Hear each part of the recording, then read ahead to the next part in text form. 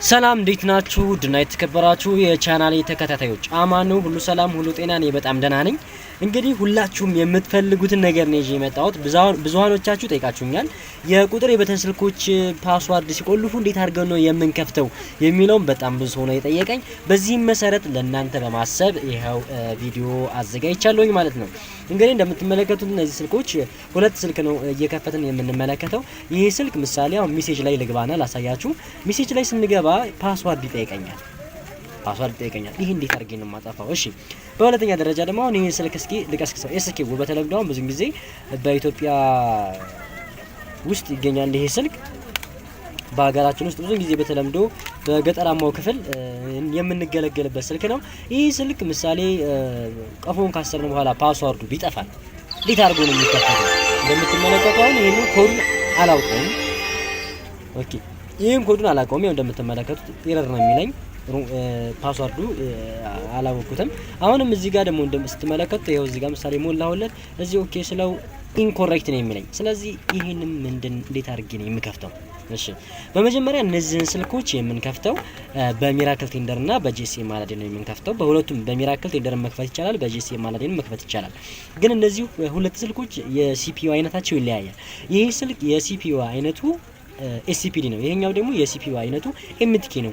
እንዴት ነው ያወከው ለምትሉ ደግሞ በቀላሉ ለነዚህ ለቁጥር ስልኮች የምንለይበት ዘዴ ነው። የምሳሌ የምንለይበት ዘዴ ምሳሌ አሁን የኮምፒውተራችን ኬብል ሰክተናል። ያው ኮምፒውተራችን አዘጋጅተናል። መጀመሪያ ኮምፒውተራችን ላይ ጂኤስኤም አላዲን እና ሚራክል ቴንደር የተባሉትን ክራክት የሆኑ ቦክሶች መጫን ይጠበቅብናል።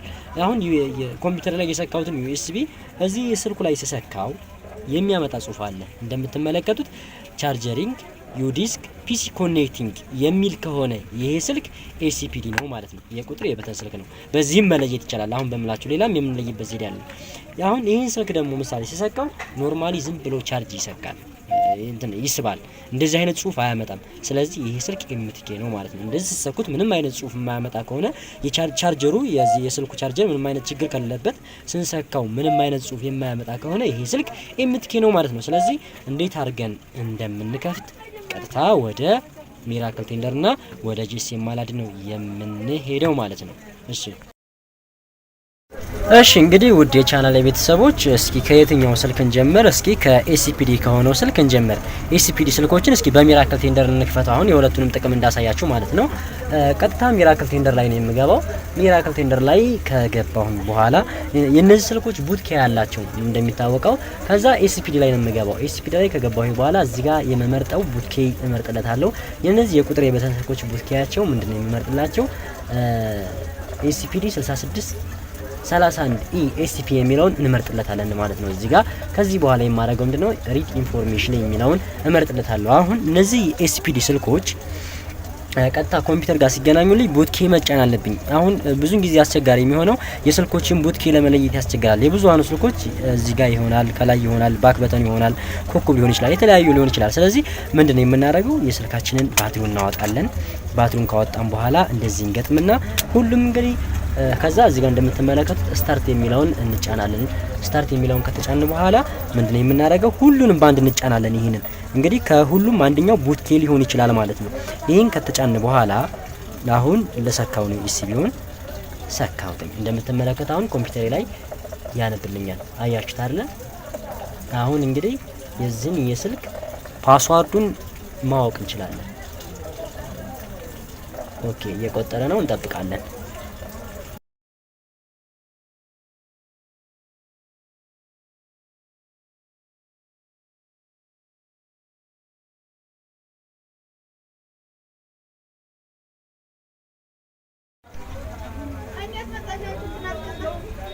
አያችሁት አይደል? እንግዲህ እንደምትመለከቱት ያው 100 ድረስ ይቆጥራል የስልኩን መረጃ እስከሚያነብ ድረስ ማለት ነው። ኦኬ አሁን እንደምትመለከቱት እዚህ ስልኩ ላይ ይቅርታ ኮምፒውተራችን ላይ ሚራክል ቴንደር ላይ ማለት ነው እዚህ ጋር ስክሪን ሎኩ 2111 ነው። ነገር ግን አላህ ኮዱ 1234 ነው አለ ማለት ነው። እንግዲህ 1234 ብለን ቁጥሩን ስንከትለት ኖርማሊ ይከፍትልናል ማለት ነው። እስኪ ቼክ እናድርገው። አሁን ቼክ እናድርገው። ኦኬ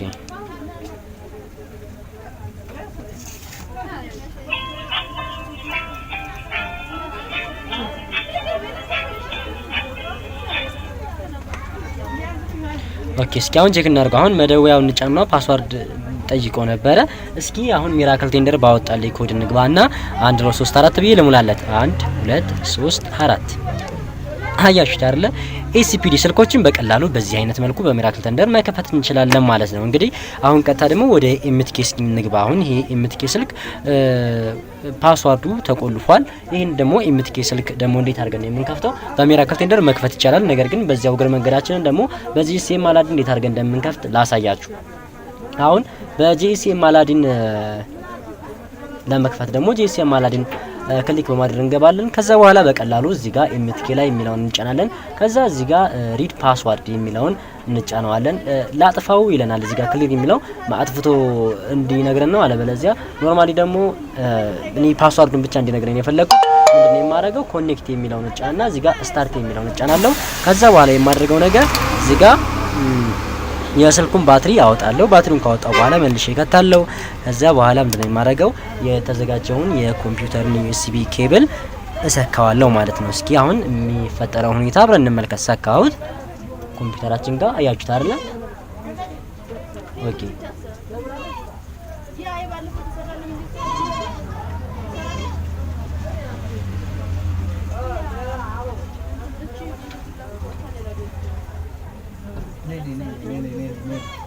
አያችሁት አይደል? በዚህ አይነት መልኩ እንግዲህ ኤምቲኬ ስልኮችን ደግሞ በጂኤስኤም አላዲን ማወቅ እንችላለን። እዚህ ጋር አንላክ ኮድ ብሎ 0883 ተብሎ ነው ይሄ ስልክ የታሰረው አለን።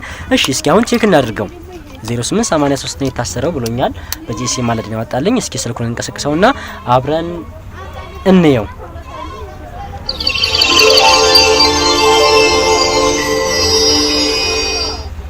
እሺ 0883 ከዛ አያችሁት አይደል? በዚህ አይነት መልኩ በቀላሉ የቁጥር የበተን ስልኮችን ፓስዋርድ ተቆልፎ ማለት እንግዲህ ፓስዋርድ ረስተን ሊሆን ይችላል አስረናቸው ከጠየቁን በዚህ አይነት መልኩ ማጥፋት እንችላለን። እርግጠኛ ነኝ በዚህ ትምህርት እንደምትጠቀሙ ያው በስነ ስርዓት ከተከታተላችሁ ተጠቃሚ ትሆናላችሁ ብዬ አስባለሁ። ይሄ ትምህርት ይሄ ቪዲዮ ከተመቻችሁ ላይክ ማድረግ አትርሱ። እንዲሁም ደግሞ ለቻናላችን አዲስ የሆናችሁ ቻናሉን ሰብስክራይብ በማድረግ ቤተሰብ ይሆኑልናለን። የስካሁን ፕሮግራም አዘጋጅቼ ያቀርብኩላችሁ እኔ መሐመድ ኢብራሂም ነኝ። በዚሁ እሰናበታችኋለሁ። መልካም ጊዜ